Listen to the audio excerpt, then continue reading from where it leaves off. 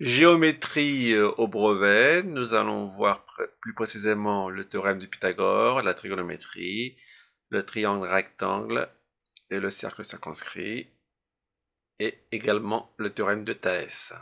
Donc ce sont des vidéos à consulter impérativement. Alors voyons le premier sujet. Alors tracer un segment EF tel que EF est égal à 10. Donc là on a le segment. Puis un demi-cercle de diamètre EF, donc pas de problème. Sur ce demi-cercle, placez le point G tel que EG est égal à 8. EG est égal à 9, pardon, est égal à 9. Sur le segment EG, placez le point M tel que EM est égal à 8. Oui, c'est EM est égal à 8 et EG est égal à 9. Par M, tracez la droite D perpendiculaire à la droite EG. Donc c'est pour ça qu'on a un angle droit. Donc par M, tracez la droite D perpendiculaire à la droite EG. Donc un angle droit. Les droites D et EF se coupent en P. Voilà pour la figure. Maintenant, démontrer que les droites FG et MP sont parallèles. FG et MP sont parallèles.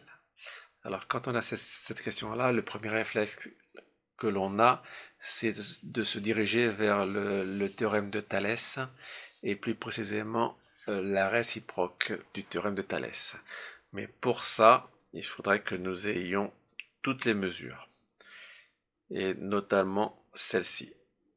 Et là, nous voyons que nous ne les avons pas.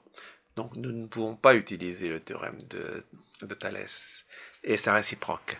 Donc le seul autre moyen, c'est de se diriger vers les propriétés des droites. Donc ça, il faudra retenir, et c'est ce que nous allons voir précisément. Allez, on y va. Alors, le point G appartient au demi-cercle de diamètre EF. Donc, demi-cercle. Donc ça, c'est votre premier travail, c'est de reconnaître le triangle rectangle inscrit dans le cercle. Quand on joint un point d'un cercle aux extrémités d'un diamètre, cela forme un angle droit et bien sûr un triangle rectangle. Donc ça, c'est la première chose que vous devez connaître. Donc EG est perpendiculaire à GF, puisqu'ici il y a un angle droit. Donc là nous avons deux angles droits, premier, deuxième. Donc celui-ci a été donné, celui-là a été trouvé grâce à cette propriété-là. Et c'est là qu'on va prouver que les deux droites sont parallèles, et c'est la propriété. Si deux droites sont perpendiculaires à une même droite, alors elles sont parallèles entre elles. Si deux droites, première, deuxième, sont perpendiculaires à une même droite, donc angle droit, alors ces deux droites sont parallèles. Donc ça, il faudra retenir cette propriété-là. Et nous pouvons en déduire que GF est parallèle à MP. Deuxième question, calculer EP. Calculer EP. Donc là, nous avons prouvé que les deux droites sont parallèles. Donc nous pouvons identifier deux triangles, premier, deuxième. Et là, pour utiliser Thalès, on pourrait utiliser aussi Pythagore. Alors, si on veut bien réfléchir. Là, il y a un angle droit, donc on cherche EP. Donc, ça serait dans le triangle EMP. Mais le problème, pour trouver EEP, il nous faut les deux autres côtés. Et or, nous n'en avons qu'un. Donc, nous ne pouvons pas utiliser Pythagore. En revanche, pour Thalès, donc premier triangle, deuxième triangle, nous avons cette mesure-là et la grande. Nous cherchons celle-ci et nous avons la grande. Nous avons donc 3 rapports sur 4. Donc, c'est pour ça qu'on va utiliser le théorème de Thalès. Donc, voilà, donc c'est 8 sur 9. 8 sur 9 est égal à EP, on ne le connaît pas, sur EF, qui est égal à 10. Nous avons 3 rapports sur 4. Donc, nous pouvons utiliser le produit en croix. Donc, ça fait 8 fois 10 divisé par 9. Ça fait 8,89. Donc, vous voyez comment on cherche les différentes techniques à utiliser. Donc, pour cet exercice-là, il faudra retenir cette propriété-là, avec le cercle circonscrit et un point sur le cercle qui joint les deux extrémités. Donc, à reconnaître absolument. Cette propriété-là qui est très importante, si deux droites sont perpendiculaires à une même troisième, alors elles sont parallèles entre elles. Et là, nous avons prouvé que les droites sont parallèles, que les points sont alignés. Donc M appartient à EG, P appartient à EF. Nous avons tout pour utiliser Thalès. Encore faut-il que nous ayons 3 valeurs sur 4. Petit sur grand, petit sur grand. Nous avons 3 valeurs sur 4. Et là, nous pouvons trouver la quatrième avec le produit en croix. Voilà pour ce premier exercice. Deuxième exercice. Donc, on regarde la figure. Donc c'est un sujet corrigé. Alors, nous voyons la figure. Nous avons un triangle rectangle ici. Des droites qui semblent parallèles. Donc, notre cerveau est préparé à utiliser Pythagore et Thalès. Enfin, ça, c'est notre première impression. Maintenant, on va voir ce qu'il en est. Montrer que IK est un triangle rectangle. IKJ, pardon. IKJ est un triangle rectangle. IKJ est un triangle rectangle. Alors, à cette question-là, on se dirige tout de suite vers le théorème de Pythagore et plus précisément sa réciproque. Alors, la réciproque, pour l'utiliser, il faudrait que nous ayons les 3 mesures pour vérifier l'égalité. Alors, si IKJ est un triangle rectangle, il sera en K, puisque IJ est le côté le plus long, donc ça sera l'hypoténuse, et l'hypoténuse est toujours en face de l'angle droit. Donc, est-ce qu'on a l'hypoténuse? Oui, on l'a. Est-ce qu'on a les deux autres côtés? Oui. Donc nous pouvons tester l'égalité qui veut que l'hypoténuse au carré est égale à la somme des carrés des deux autres côtés. Alors on va vérifier tout ça. Donc IJ au carré, ça fait 4 au carré. Ça fait 16. Et le carré, les carrés, la somme des deux autres carrés, donc des deux autres côtés. Alors 3,2 au carré plus 2,4 au carré. Leur somme fait 16. Nous avons bien 16 et 16. Donc l'hypoténuse au carré est égale à la somme des carrés des deux autres côtés. Donc 16 égale 16. Donc c'est bon. D'après la réciproque du théorème de Pythagore, le triangle IKJ est un triangle rectangle en K. Voilà pour cette première question. Montrer que LM est égal à 3,75. LM est égal à 3,75. Donc là, on veut le prouver. Alors, qu'est-ce qu'on a? On peut prendre le triangle ILM. On cherche LM. Il nous faudrait, là c'est Pythagore. Enfin, c'est triangle rectangle, donc on se dirige vers Pythagore. Et si on veut trouver ça, il nous faut les deux autres côtés. Nous n'avons pas les deux côtés. On a celui-ci, mais pas celui-là. Donc, ce n'est pas Pythagore. Alors, est-ce qu'on va utiliser une autre technique? Oui, évidemment, ça va être Thalès. Mais avant d'utiliser Thalès, il faut préciser une chose. Est-ce qu'on peut utiliser Thalès? Puisque Thalès, il nous faut les droites parallèles. Comment prouver que les deux droites sont parallèles? Eh bien, c'est ce qu'on a fait précédemment. Enfin, on va se servir de ce qu'on a fait précédemment. On a prouvé que le triangle IKJ était un triangle rectangle en K, donc il y a un angle droit. Et là, nous revenons sur la même propriété que nous avons vue dans le premier exercice. Si deux droites sont perpendiculaires à une même troisième, alors elles sont parallèles entre elles. Donc, KJ est parallèle à LM. Voilà, nous allons voir ça. Les droites KJ et LM sont toutes les deux perpendiculaires à la même droite IL, donc elles sont parallèles. Il suffit de rajouter 2 plus K appartient au segment IL et J appartient au segment IM. Nous avons tous les ingrédients pour utiliser le théorème de Thalès. Alors maintenant, pour trouver LM, il nous faut au moins 3 rapports sur 4. Alors, qu'est-ce qu'on va utiliser? Donc, les rapports, ça va être IK sur IL, IJ sur IM et KJ sur LM. En gros, petit sur grand est égal à petit sur grand, petit sur grand. D'accord? Voilà. Et il nous faut au moins 3 valeurs sur 4. Donc là, ce sont les rapports.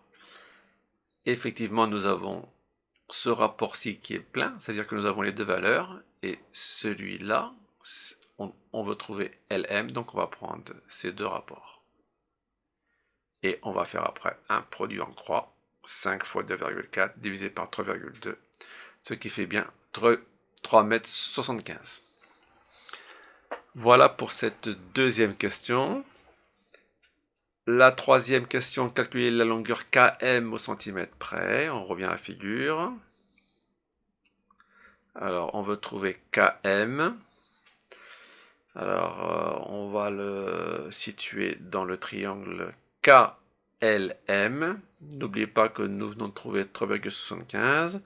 Nous voulons trouver km. Donc là, dans le triangle KLM rectangle en L, km, c'est l'hypoténuse.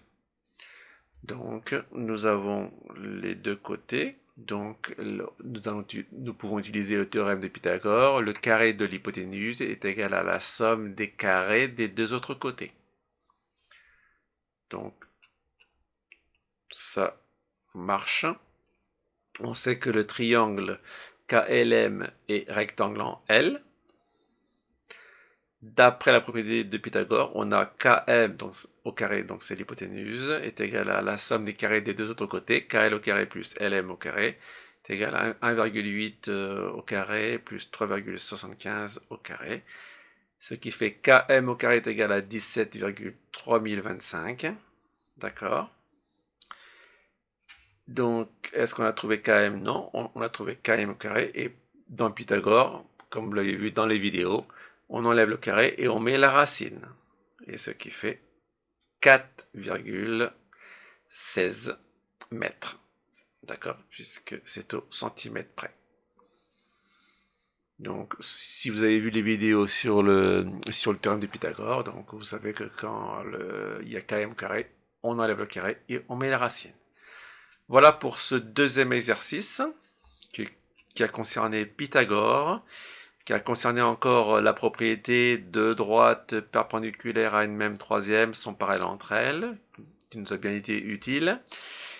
Et nous avons fini par Pythagore, et avant au deuxième, nous avons utilisé aussi le théorème de Thalès. Troisième exercice. Donc là, on va voir ce qu'on va utiliser. Un skieur descend une piste noire, donc AB. Là, c'est un crochet, donc c'est un segment. Hein. C'est bien AB, hein. Ce n'est pas une droite. Hein. Suivi d'une piste rouge BC. D'accord. Alors, on donne les mesures. BH est égal à 50 mètres. BK est égal à 135 mètres. CH est égal à 200 mètres. Et l'angle B est égal à 26 degrés. Déjà, à première vue, on voit la figure. On voit un angle droit, on voit un triangle, on voit un angle. Là, ça sent la trigonométrie, hein. Ça sent la trigonométrie. On va voir. Alors, calcule la longueur AB de la piste noire. Alors, là, nous avons l'angle droit. S'il est indiqué, c'est parce qu'on vous l'a donné. Donc, c'est un fait. Là, nous avons un triangle KBA, rectangle en K. Donc, Pythagore, si on veut utiliser Pythagore, on cherche AB, il nous faudrait les deux côtés. Or, nous n'en avons qu'un. Donc, le théorème de Pythagore, nous ne pouvons pas utiliser. En revanche, nous avons un angle, nous avons un côté, et nous avons un autre côté que l'on cherche. Donc ça, c'est la trigonométrie. On va utiliser. Alors maintenant, il faut élire la bonne formule. Alors là, on se pose la question. Alors l'angle droit est ici. Qu'est-ce qu'on cherche? On cherche AB. AB, c'est l'hypoténuse en face de l'angle droit. Donc on cherche l'hypoténuse et on a un côté qui est le côté adjacent à l'angle. Donc, quelle est la formule qui concerne le côté adjacent et l'hypoténuse? C'est bien sûr le cosinus. Le cosinus. Donc, le cosinus de l'angle B est égal à côté adjacent BK sur l'hypoténuse. Maintenant,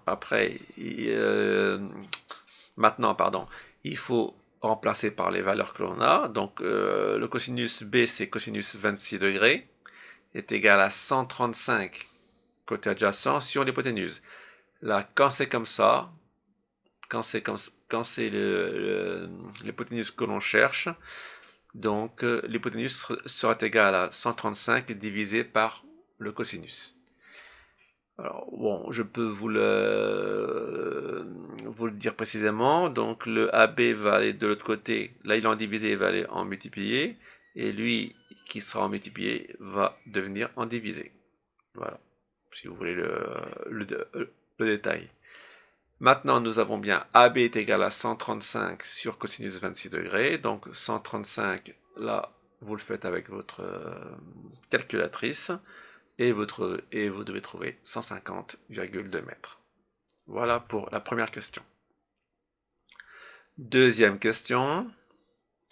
Calculer la mesure de l'angle BCH. BCH, donc c'est bien cet angle-ci que l'on cherche.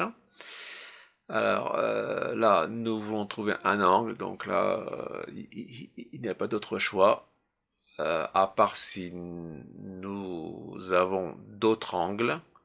Dans ce cas-là, on aurait pu utiliser la somme des angles dans un triangle est égale à 180, donc, mais là, non, nous n'avons rien. Nous avons que deux côtés et un triangle rectangle. Puisqu'ici, nous avons un angle droit, donc ici aussi, il y a un angle droit. Donc, c'est la trigonométrie. Alors là, nous cherchons un angle. Nous cherchons l'angle C. La question qu'on se pose, c'est qu'est-ce qu'on cherche? Qu'est-ce qu'on a? Alors, on cherche l'angle C. Et on a quoi? On a ce côté-ci. Alors, ce côté-ci, par rapport à cet angle, c'est le côté opposé. Et on a ce côté-là. Ce côté-là, par rapport à l'angle, c'est le côté adjacent.